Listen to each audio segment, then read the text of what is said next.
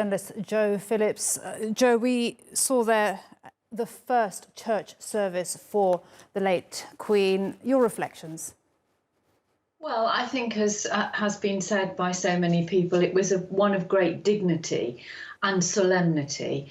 And I think, we know how much the Queen absolutely loved Scotland. It was very, very close to her heart. And the fact that she died at Balmoral, as Lafia was just saying, it was a really special place for her. And there is an added poignancy, I think, in a way, that there she was in Edinburgh, in St Giles Cathedral, where people could get a bit closer, because by the time the coffin gets to London, it's going to be much, much busier.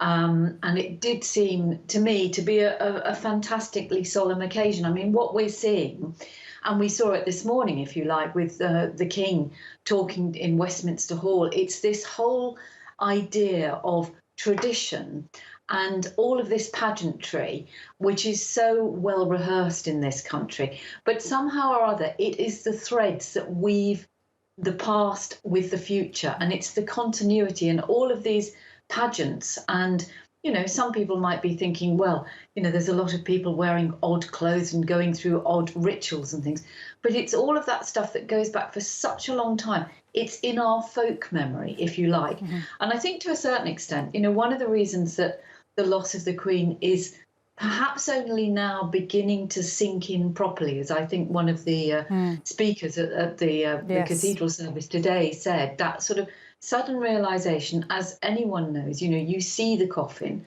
you realize that that is it. And I think over the next few days, we're going to feel that even more, because she has been a part of our, you'd have to be over 70 to not have known the Queen. So we've never witnessed anything like this before. And her face was on our stamps. Of course, they changed the images as she got older to reflect the proper images. But on our stamps, on our banknotes, on our passports, in portraits in every public building. Absolutely. So whether or not you were sort of aware of it, it's just been the backdrop to all of our lives. Absolutely. And it is across generations, isn't it, Jo? I was in London, actually, just these past few days, and I went to Buckingham Palace, and just to see children there as well with drawings of the Queen and taking flowers with their parents, even older people as well. She just touched generations. But on that point that you made from the Reverend Ian Greenshields, who said it is now beginning to sink in that she has gone home. Talk to us about the public grieving that we're seeing. We've just seen as her coffin travelled from Balmoral to Edinburgh, and now from Holyrood to St Giles's Cathedral. How would you describe that public grieving, that public emotion that we're seeing in the UK? Well, I think, as I said earlier, I think it's very dignified. And I think, if you cast your mind back to when Diana, Princess of Wales, died, obviously, she was a young woman. She was very popular. It was completely unexpected.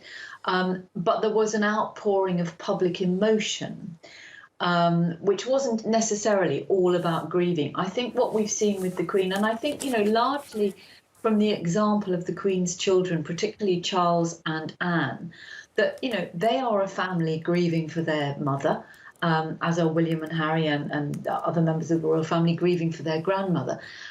So they can't do what the rest of us can do, which is to go away and, sob. If you think of King Charles's schedule today, in Westminster, to hear both MPs from the Commons and peers from the House of Lords, and then straight up to Scotland to do this.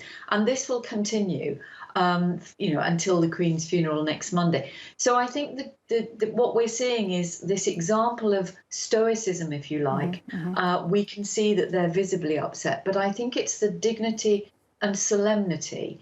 And I think, the fact that you mentioned, Maria, people taking small children, even if those little children don't really know what's going on, they will remember it for the rest of their lives, because it's, as I said earlier, it's like people who might remember the death of Queen Mary or, the Queen Mother, for instance. But this is this is huge. I mean, this is worldwide. So it is important, I think, that it is part of a history that we share across the generations. Absolutely, and a history that is being felt and covered worldwide. Here we are speaking to you from Turkey as an international channel.